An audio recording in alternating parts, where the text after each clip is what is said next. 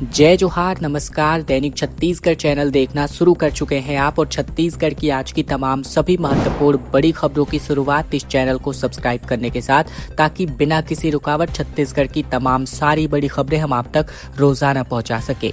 5 जुलाई से आपको राशन मिलने में दिक्कतों का सामना करना पड़ सकता है, क्योंकि पीडीएस संकट पर अब एक गहरा संकट मंडराता नजर आ रहा है। राशन दुकानदार अनिश्चितकालीन हड़ताल पर जा रहे हैं। छत्तीसगढ़ में सार्वजनिक वितरण प्रणाली के अंतर्गत संचालित किए जा रहे उचित मूल्य की दुकानों का कामकाज आने वाले दिनों में प्रभावित हो सकता है। बता दें, प्रदेश भर के राशन दुकान संचालक अपनी लंबित मांगों को लेकर 5 जुलाई से अनिश्चितकालीन हड़ताल करने की घोषणा कर चुके हैं। संघ का दावा है कि मांगों पर ठोस निर्णय नहीं होने की स्थिति में राज्य की लगभग 13,000 राशन की दुकानें बंद हो सकती हैं, जिसकी वजह से लाखों हितग्राहियों को समय पर खाद्यान्न नहीं मिल पाएगा। राशन विक्रेताओं का कहना है कि वर्तमान में मिलने वाला कमीशन बढ़ती लागत के मुकाबले बेहद कम है। वहीं उनका तर्क है कि राशन दुकान संचालन में किराया, कर्मचारियों का मानदेय, बिजली और अन्य खर्च लगातार बढ़ते जा रहे हैं, जबकि मार्जिन राशि में अपेक्षाकृत संशोधन नहीं किया गया है और इसी वजह से उन्होंने प्रति क्विंटल 150 रुपए मार्जिन तय करने की मांग सरकार के सामने रखी है। कोटवारों का अनिश्चितकालीन आंदोलन शुरू होने जा रहा है। 15 अगस्त तक मांगे पूरी नहीं होने पर 16,000 कोटवार प्रदेश व्यापी आंदोलन पर उतरने जा रहे हैं। छत्तीसगढ़ के कोटवारों ने अपनी लंबित मांगों को लेकर सरकार के खिलाफ आंदोलन का ऐलान कर दिया है। कोटवार एसोसिएशन ऑफ छत्तीसगढ़ के प्रांतीय अध्यक्ष प्रेम किशोर बाग ने कहा कि कई बार शासन का ध्यान आकर्षित कराने के बावजूद मांगों का समाधान नहीं हुआ है। उन्होंने चेतावनी दी है कि यदि 15 अगस्त तक इनकी मांगे पूरी नहीं होती हैं, तो प्रदेश के करीबन 16,000 कोटवार जिला और राज्य स्तर पर आंदोलन करने जा रहे हैं। बता दें कि उन्होंने बताया कि 80 वर्ष की सेवा के परंपरा के बावजूद आज भी कोटवारों को नियमित कर्मचारी का दर्जा, सम्मानजनक मानदेय और सामाजिक सुरक्षा जैसी सुविधाएं नहीं मिल पा रही हैं। सरकार केवल नाम मात्र का पारिश्रमिक देकर उनका शोषण कर रही है। साथ ही नियुक्ति में अनियमितताओं, झूठी शिकायतों के आधार पर कार्यवाही और परिवार के सदस्यों को नियुक्ति में प्राथमिकता नहीं मिलने जैसी समस्याएं भी इनके सामने खड़ी हो रही हैं। बड़ी खबर छत्तीसगढ़ के बालोद से, जहां पहली पत्नी ने दूसरी पत्नी की हत्या कर दी। गला रेत कर आरोपी महिला ने पहले खाट पर पाए से वार किया, फिर गन्ना काटने वाली आरी से गला रेत दिया। पुलिस ने आरोपी को गिरफ्तार कर लिया है। मामला बालोद थाना क्षेत्र के ग्राम नेवारी कला का है। जांच में सामने आया है कि पति के दूसरी पत्नी को घर में रखने और उसे ज्यादा महत्व देने से पहली पत्नी नाराज चल रही थी और इसी बात को लेकर दोनों के बीच लंबे समय से विवाद भी चल रहा था। इसके चलते प्रथम पत्नी ने 6 महीने पहले ही हत्या की साजिश रच ली थी। मंगलवार को अब इस मामले का खुलासा हुआ है।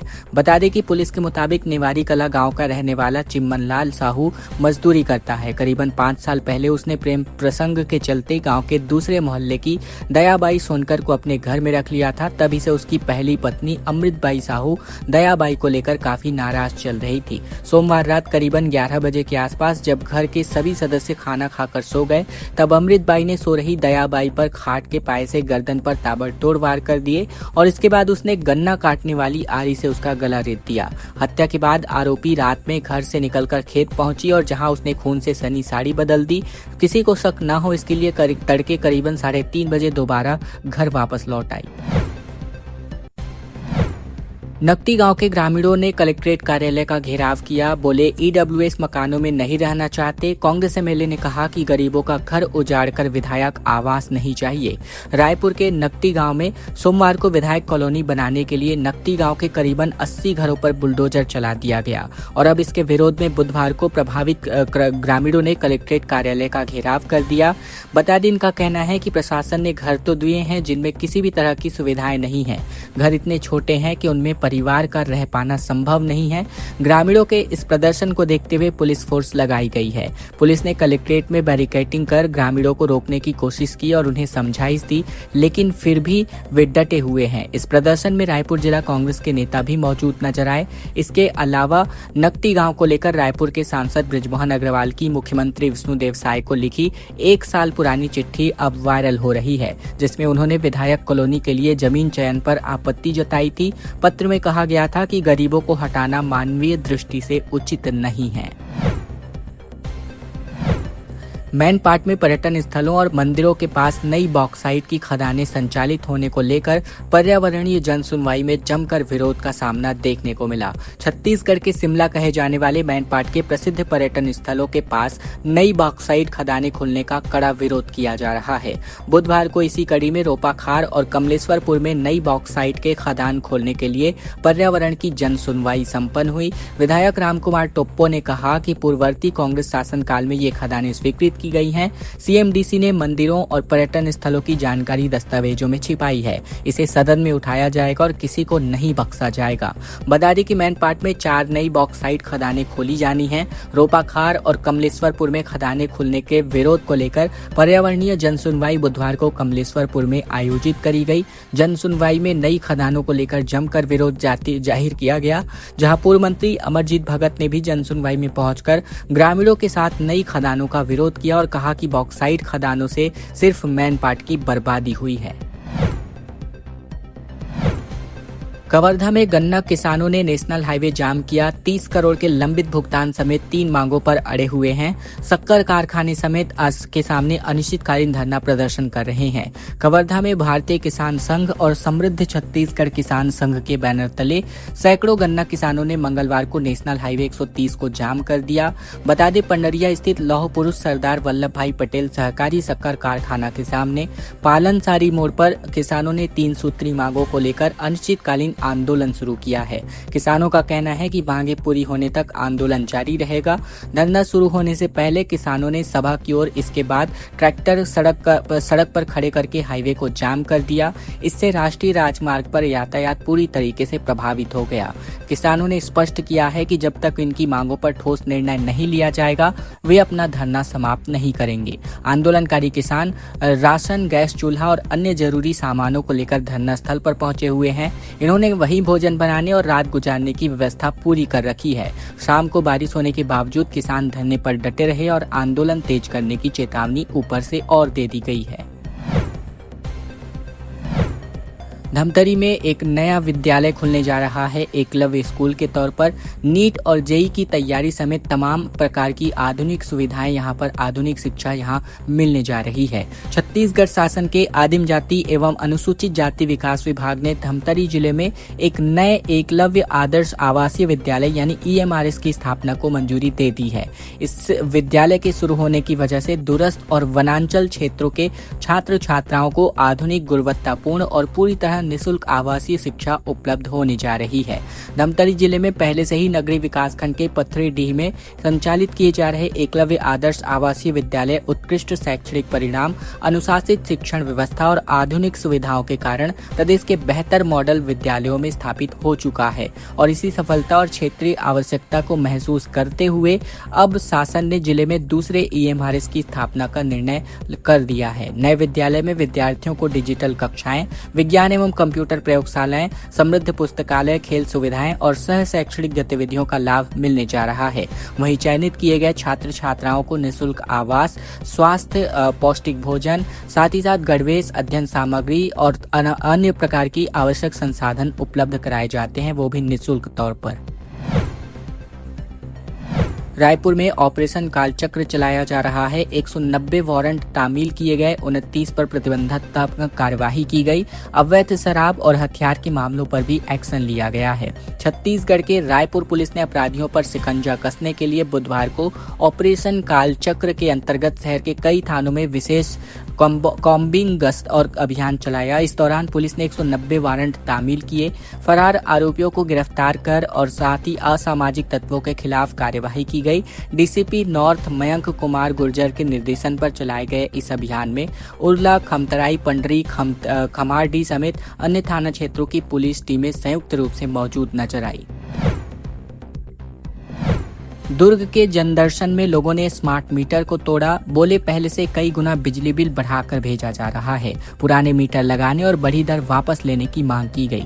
छत्तीसगढ़ में स्मार्ट मीटर और बढ़े हुए बिजली बिल को लेकर के दुर्ग में बीते दिन एक बड़ी संख्या में लोग स्मार्ट मीटर लेकर जनदर्शन कार्यालय पहुंचे, जहां उन्होंने कलेक्टर के सामने ही स्मार्ट मीटर जमीन पर पटक कर तोड़ दिया और सरकार के खिलाफ जमकर नाराजगी जताई गई। इसी के साथ ही लोगों ने कलेक्टर को ज्ञापन सौंपते हुए स्मार्ट मीटर हटाने और बिजली की की बढ़ी हुई दरों को वापस लेने की मांग की है।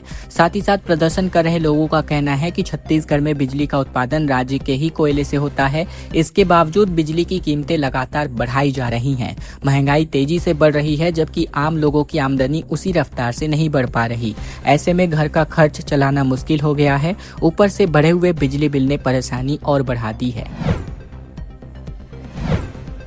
बड़ी खबर छत्तीसगढ़ के बालोद से, जहां 1.5 घंटे तक पानी में डूबा रहा जिंदा युवक निकल गया। बालोद में मृत समझकर लोगों ने शव को निकालने के लिए पुलिस बुला ली और बाहर आते ही उठकर बैठ गया। बता दें, छत्तीसगढ़ के बालोद जिले में एक ऐसा मामला सामने आया जिससे पुलिस से लेकर ग्रामीण सभी तक को हैरान करके रख दिया है। गुंडरदेही नगर के रामसागर तालाब में एक युवक घंटों तक पानी में तैरता दिखाई दिया। लोगों ने इसको मृत समझ लिया और पुलिस को इसकी सूचना दे दी गई। जब पुलिस ने उसे तालाब से बाहर निकाला तो युवक अचानक उठ करके बैठ गया। वहीं ये नजारा देखकर मौके पर मौजूद सैकड़ों लोग दंग रह गए। घटना गुंडरदेही नगर के वार्ड क्रमांक 3 स्थित रामसागर तालाब की बताई जा रही है। जानकारी के मुताबिक बात करें तो इस युवक के लिए शव यात्रा निकालने यानी अंतिम संस्कार की भी तैयारी परिवार वालों ने कर रखी थी। पुलिस हेडक्वार्टर में 5,707 नए पद मांगे हैं। बता दें, 15 नए थाने और 5 साइबर पुलिस स्टेशन खोलने की तैयारी है। बस्तर फाइटर को सबसे ज्यादा जवान मिल सकते हैं। प्रदेश की कानून व्यवस्था को सशक्त बनाने और पुलिस मुख्यालय यानी पुलिस हेडक्वार्टर के योजना एवं प्रबंध विभाग ने शासन को 5,707 नए पदों के सृजन का एक व्यापक प्रस्ताव भेजा है। इस प्रस्ताव में पुलिस नए थानों के स्थापना को लेकर विभिन्न सुरक्षा दस्तों को मजबूत करने की योजना शामिल है। इसके अंतर्गत 15 नए पुलिस थाने, 5 साइबर थाने और इसी के साथ ही 21 थाने, जहां वर्तमान में 25 से कम पुलिस कर्मचारी हैं। 8 पुलिस चौकियों को अपग्रेड करके थाना बनाने और साथ ही साथ 41 से लेकर 43 अतिरिक्त पद स्वीकृत कर पुलिस बल बढ़ाए जाने संबंधित प्रस्ताव भेजा गया है। वहीं नए पद पुलिस कमिश्नरी, रायपुर ग्रामीण, ATS, GRP, VIP सुरक्षा वाहिनी और बस्तर फाइटर समेत विभिन्न इकाइयों के लिए मांगे गए हैं। पुलिस हेडक्वार्टर से मिली मांग के आधार पर तैयार प्रस्ताव में सबसे अधिक 1500 पद बस्तर फाइटर के लिए हैं। बीजापुर, सुकमा और नारायणपुर में 500 आरक्षकों की तैनाती हो सकती है। इसी के साथ ही 325 ATS के लिए, VIP सुरक्षा वाहिनी के लिए 250, GRP रायपुर के लिए 150। इसके अलावा रायपुर ग्रामीण SP कार्यालय और पुलिस लाइन के लिए 251 पद मांगे गए हैं। JBCCI 12 गठन की मांग पर हजारों श्रमिकों का प्रदर्शन देखने को मिला। कोरबा में प्रबंधन को ज्ञापन सौंपा गया। मांगे नहीं माने पर अनिश्चितकालीन आंदोलन की चेतावनी दी गई है। कोरबा के गेवरा परियोजना में बुधवार को संयुक्त मोर्चा HMS, एटक और इंटक साथी C2 के बैनर तले हजारों श्रमिकों ने प्रदर्शन किया। मेन गेट के स्थित श्रमिक चौक पर आयोजित किए गए इस प्रदर्शन में कोल इंडिया प्रबंधन ने JBCCI 12 का तत्काल गठन करने की मांग उठाई है। हिंद खदान मजदूर फेडरेशन के अध्यक्ष रेशमलाल यादव के नेतृत्व में आयोजित किए गए इस कार्यक्रम को मांग दिवस के रूप में मनाया गया। गेट मीटिंग को संबोधित करते हुए श्रमिक नेताओं ने कहा कि पिछला वेतन समझौता लागू किए काफी समय बीत चुका है, लेकिन नए वेतन समझौते के लिए JBCCI 12 का गठन अब तक नहीं किया गया है। वहीं इसको लेकर इनका कहना था कि समिति के गठन के बिना वेतन समझौते पर वार्ता शुरू नहीं हो सकती, जिससे कर्मचारियों को संशोधित वेतन और अन्य लाभ मिलने में लगातार देरी हो रही है। सड़क तालाब बन गई, जिसकी वजह से बीच सड़क पर बैठकर नहाने लगा ग्रामीण अपना विरोध दर्ज कराने के लिए। बोला, CM साहब देखिए, उग्र आंदोलन के लिए मजबूर मत करिए। बता दें, छत्तीसगढ़ के जांजगीर चांपा जिले के पामगढ़ क्षेत्र स्थित डोंगा कोहरौत में सड़क निर्माण की मांग को लेकर ग्रामीणों का आमरण अनशन जो है मंगलवार को तीसरे दिन भी जारी रहा। बुधवार को चौथा दिन रहा, जहाँ सोमवार देर शाम एक अनशनकारी की तबीयत बिगड़ने पर उसको अस्पताल में भर्ती कराया गया, जहाँ उसका उपचार चल रहा है। ग्रामीणों का आरोप है कि आंदोलन के दौरान स्वास्थ्य विभाग की टीम भी मौके पर मौजूद नहीं थी। इधर मंगलवार को लगातार हो रही बारिश के बीच ग्रामीणों ने बदहाल सड़क और जलभराव के विरोध में एक अनोखा प्रदर्शन आयोजित किया। प्रदर्शनकारी सड़क पर भरे पानी में उतर गए और प्रशासन के खिलाफ जमकर नारेबाजी करी गई। उनका कहना है कि लंबे वर्षों से सड़क की बदहाली झेलने के बावजूद अब तक समस्या का स्थायी समाधान नहीं किया गया है। बीजेपी नेता को जिंदा जलाने के मामलों में 3 मौतों के मामले में अब सीबीआई इसकी जांच करने जा रही है। छत्तीसगढ़ के कोरिया जिले में बीजेपी नेता समेत 3 लोगों की हत्या के मामले में राज्य सरकार ने केंद्रीय जांच ब्यूरो यानी सीबीआई को जांच मंजूरी दे दी है। पीड़ित परिवार इस मामले में सीबीआई जांच की मांग कर रहा था। दरअसल 16 जून की रात नौगाई गांव में आरोपियों ने रेत तस्करी के विवाद में फॉर्च्यूनर में पेट्रोल डालकर आग लगा दी थी। कार में एक ही परिवार के 5 लोग सवार थे और इस हादसे में भाजपा नेता लल्ला सिंह और नागेंद्र सिंह की जलने की वजह से मौत हो गई थी। वहीं आरोपियों ने लल्ला सिंह के भाई का गला फरसे से काट दिया था। इस केस में अब तक 12 आरोपियों की गिरफ्तारी हो चुकी है। वहीं अब एक और नए ट्विस्ट के तौर पर सीबीआई जांच की मांग को लेकर के अब सीबीआई जांच को मंजूरी जो है राज्य सरकार ने दे दी है। यानी अब इस मामले की पोल और अच्छे तरीके से खुल सकती है। खबरों का सिलसिला बस यहीं तक का था। अगर आपको यह वीडियो अच्छी लगे, वीडियो को एक छोटा सा लाइक कर दीजिएगा। चैनल पर नए हैं तो चैनल को जरूर से सब्सक्राइब कीजिएगा, ताकि बिना किसी रुकावट छत्तीसगढ़ की तमाम सारी बड़ी खबरें हम आप तक रोजाना पहुंचा सके। इस वीडियो को लाइक करने के साथ इस वीडियो को शेयर करना बिल्कुल मत भूलेगा, ताकि तमाम लोगों तक यह जानकारी अच्छे से बिना किसी रुकावट रोजाना पहुंचाई जा सके।